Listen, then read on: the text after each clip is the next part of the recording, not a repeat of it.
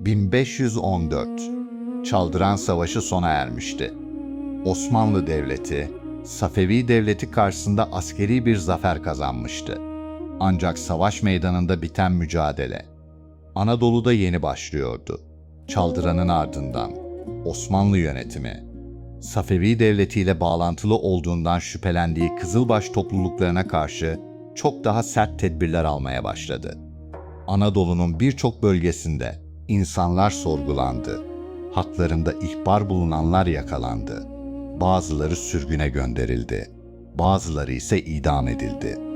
Osmanlı arşiv belgeleri, mühimme defterleri ve dönemin kronikleri, bu yıllarda Kızılbaşlara yönelik soruşturmaların ve cezalandırmaların arttığını göstermektedir. Türk tarihçisi Rıza Yıldırım, Çaldıran sonrasında uygulanan politikaların Anadolu'daki Kızılbaş toplulukları üzerinde derin bir güvensizlik oluşturduğunu ifade eder. Amerikalı tarihçi Karen Barki ise, Osmanlı yönetiminin bu dönemde merkezi otoriteyi güçlendirmek amacıyla Anadolu'da daha sıkı idari ve güvenlik politikaları uyguladığına dikkat çeker. Bu gelişmeler sadece hakkında işlem yapılan kişileri etkilemedi. Korku, köylerden yaylalara, dergahlardan ocaklara kadar yayıldı. Birçok aile inancını açıkça yaşamaktan çekinir hale geldi. Bazı dervişler faaliyetlerini gizlilik içinde sürdürmek zorunda kaldı. Anadolu'nun sessizliği aslında derin bir huzursuzluğu saklıyordu. Yıllar geçti. Tahta artık Kanuni Sultan Süleyman oturuyordu. Fakat Çaldıran'dan sonra açılan yaralar kapanmamıştı. Devlet ile Anadolu'daki Kızılbaş toplulukları arasındaki güven hala tam olarak yeniden kurulamamıştı.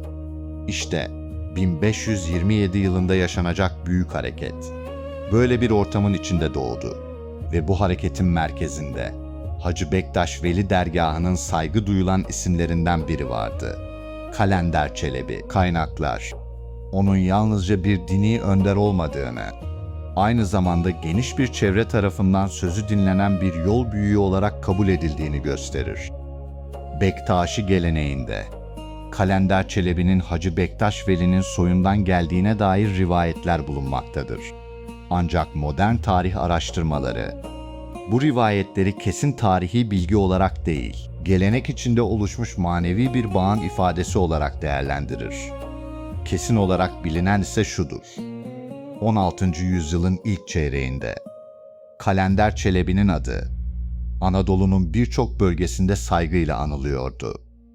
Onun bulunduğu dergaha yalnızca dervişler değil, Türkmen obalarının temsilcileri, köylüler ve farklı bölgelerden gelen insanlar da uğruyordu. Bu ziyaretlerin ortak bir amacı vardı: dertlerini anlatmak, çözüm aramak ve kendilerine yol gösterecek bir gönül insanıyla görüşmek.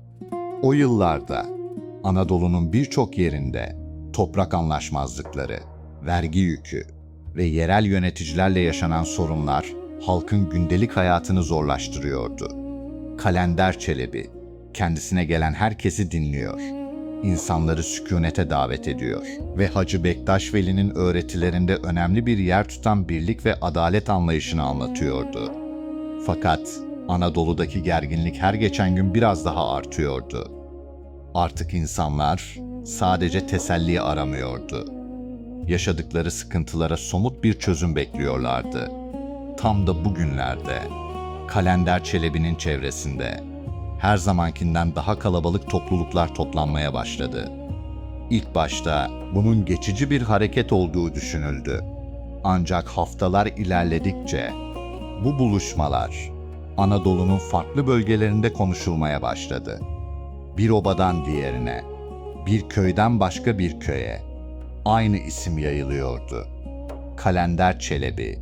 Devlet adına görev yapan görevliler de bu gelişmeleri yakından izliyordu. Hazırlanan raporlarda Kalender Çelebi'nin çevresindeki hareketliliğin büyüdüğü bildiriliyordu. Artık mesele tek bir dergahın etrafında yaşanan olağan bir toplanma olarak görülmüyordu. Anadolu yeni bir dönemin eşiğine gelmişti ve çok geçmeden yaşanacak ilk olay her şeyi geri dönülmez biçimde değiştirecekti. Kalender Çelebi'nin çevresindeki hareketlilik artık yalnızca bölge halkının değil, Osmanlı yöneticilerinin de dikkatini çekiyordu. Anadolu'daki sancak beylerinden gelen raporlar başkentte tek tek değerlendiriliyordu. İlk değerlendirmelerde bu toplanmaların kısa sürede dağılacağı düşünülmüştü. Fakat beklenen olmadı. Kalender Çelebi'nin etrafındaki kalabalık azalmak yerine her geçen gün daha da büyüyordu. Üstelik bu kez katılanlar yalnızca kendi bölgelerinden gelmiyordu. Farklı obalar, farklı aşiretler ve farklı yerleşimlerden insanlar aynı noktada buluşmaya başlamıştı. Osmanlı yönetimi için asıl endişe yaratan gelişme buydu. Çünkü Anadolu'da daha önce yaşanan büyük ayaklanmalarda benzer şekilde küçük grupların zamanla birleşmesiyle başlamıştı. Devlet, durumun daha fazla büyümesini beklemeden bölgedeki yöneticilere harekete geçmeleri yönünde emir gönderdi. Fakat o sırada yaşanan beklenmedik bir gelişme olayların seyrini tamamen değiştirdi. Kalender Çelebi'nin çevresindeki topluluk bulunduğu yerden ayrılarak Orta Anadolu'nun iç kesimlerine doğru ilerlemeye başladı. Bu artık sadece bir toplanma değildi. Anadolu yollarında silahlı ve disiplinli gruplar hareket ediyordu. Güzergah üzerindeki bazı yerleşimlerde devlet görevlileri bölgeden çekildi. Bazı noktalarda ise hiç çatışma yaşanmadan kontrol el değiştirdi.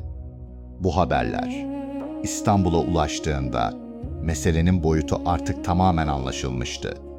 Osmanlı Devleti karşısındaki hareketin yerel bir huzursuzluk olmaktan çıktığını kabul etti ve bundan sonra alınacak kararlar Anadolu'nun geleceğini belirleyecekti. İstanbul'da alınan kararın ardından Osmanlı kuvvetleri farklı kollardan harekete geçti.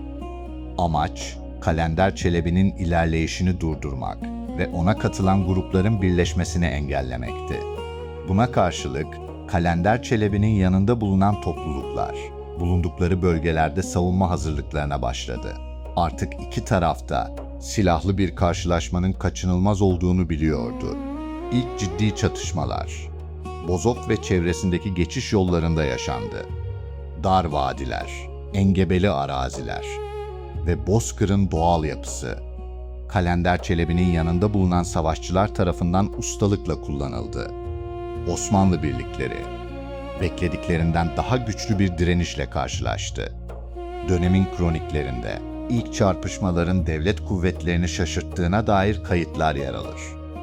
Bu haberler İstanbul'a ulaştığında, mesele artık sıradan bir güvenlik sorunu olarak görülmüyordu. Devlet, Anadolu'nun merkezinde büyüyen bu hareketi bastırmak için daha büyük bir askeri güç hazırlamaya başladı. Fakat Kalender Çelebi'nin önünde de önemli bir sorun vardı. Kendisine katılan binlerce insanın yiyecek ihtiyacı, silah ihtiyacı ve düzeninin sağlanması her geçen gün daha zor hale geliyordu. Kalabalık büyüdükçe hareket etmek de zorlaşıyordu.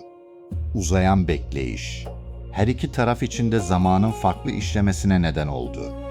Osmanlı ordusu yeni birlikler kazanıyordu. Kalender Çelebi ise elindeki gücü korumaya çalışıyordu. Artık karşılaşma anı yaklaşmıştı. Anadolu bozkırı yakında yaşanacak büyük savaşın sessiz tanığı olacaktı. Günler ilerledikçe iki taraf arasındaki mesafe giderek azaldı. Artık haberler saatler içinde bir cepheden diğerine ulaşıyordu. Gözcüler karşı tarafın hareketlerini dikkatle izliyor. Her yeni gelişme komutanlara bildiriliyordu. Bir süre sonra ilk büyük karşılaşma başladı. Oklar gökyüzünü kapladı. Atlı birlikler Bozkır'ın geniş düzlüklerinde hızla ilerledi. Yakın dövüş başladığında mücadele çok sert geçti. Saatler boyunca taraflardan hiçbiri kesin üstünlük sağlayamadı. Kalender Çelebi'nin yanında bulunan savaşçılar sayıca daha az olmalarına rağmen bulundukları araziyi iyi tanıyorlardı.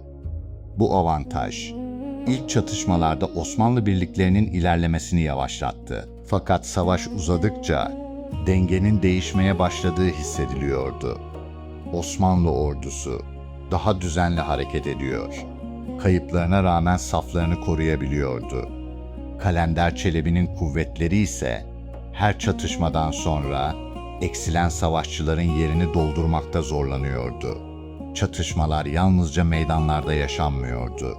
Su kaynakları, geçitler ve ikmal yolları da mücadelenin önemli parçaları haline gelmişti. Hangi taraf bu noktalara hakim olursa bir sonraki adımı o belirleyecekti. Tam bu sırada Osmanlı komutanları Kalender Çelebi'nin bulunduğu hattı kuşatacak yeni bir harekat planı hazırladı. Bu plan uygulanırsa Kalender Çelebi'nin geri çekilme ihtimali büyük ölçüde ortadan kalkacaktı. Ve gerçekten de kısa süre sonra savaşın yönünü değiştirecek son safha başladı. Kalender Çelebi, çevresinde kalan en yakın yol arkadaşlarıyla birlikte bulunduğu hattı terk etmedi. Onun için geri çekilmek, mücadeleden vazgeçmek anlamına geliyordu. Osmanlı birlikleri ise çemberi giderek daraltıyordu. Günün ilk ışıklarıyla başlayan çatışmalar akşama kadar aralıksız sürdü.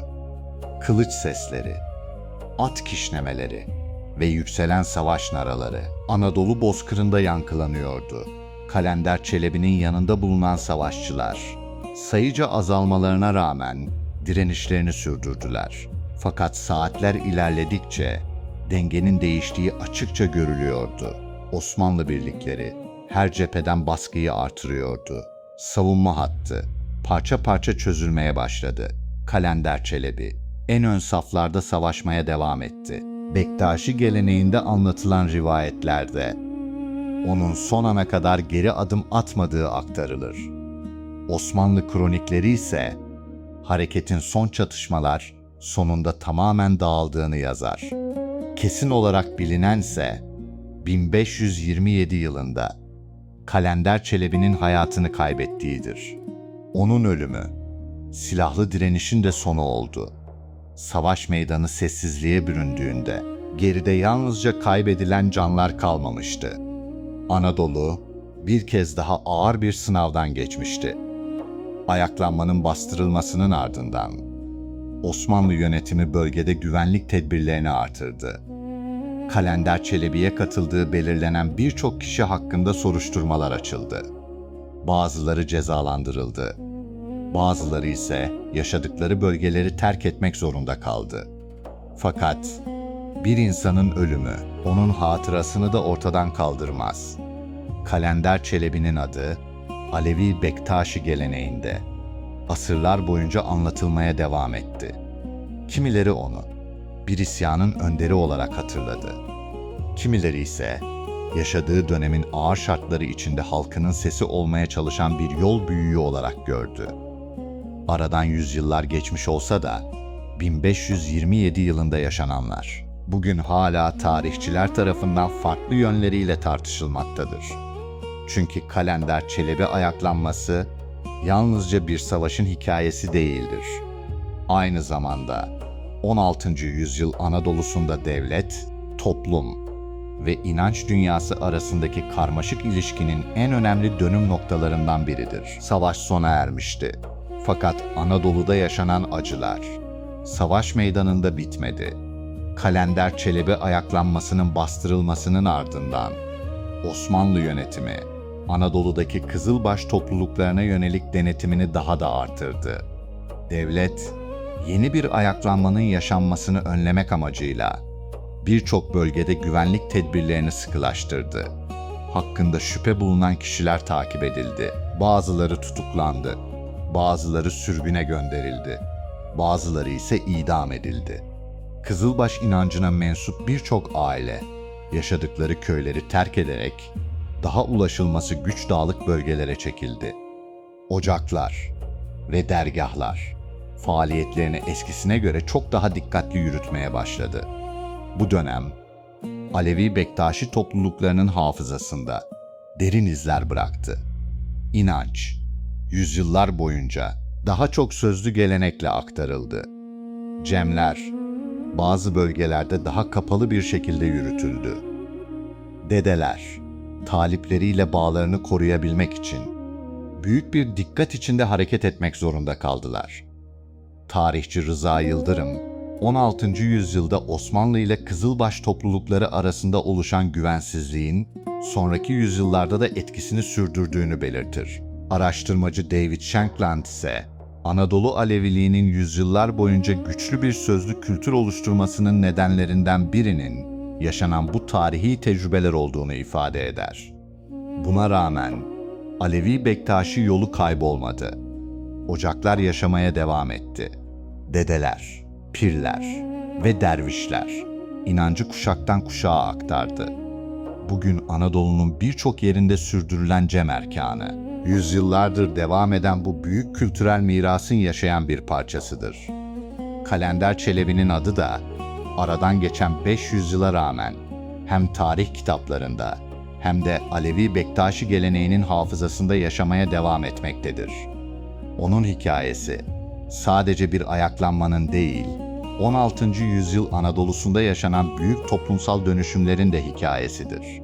Bu nedenle Kalender Çelebi'yi anlamak, yalnızca bir tarihi olayı öğrenmek değil, Anadolu'nun ortak hafızasında derin izler bırakan bir dönemi anlamaktır.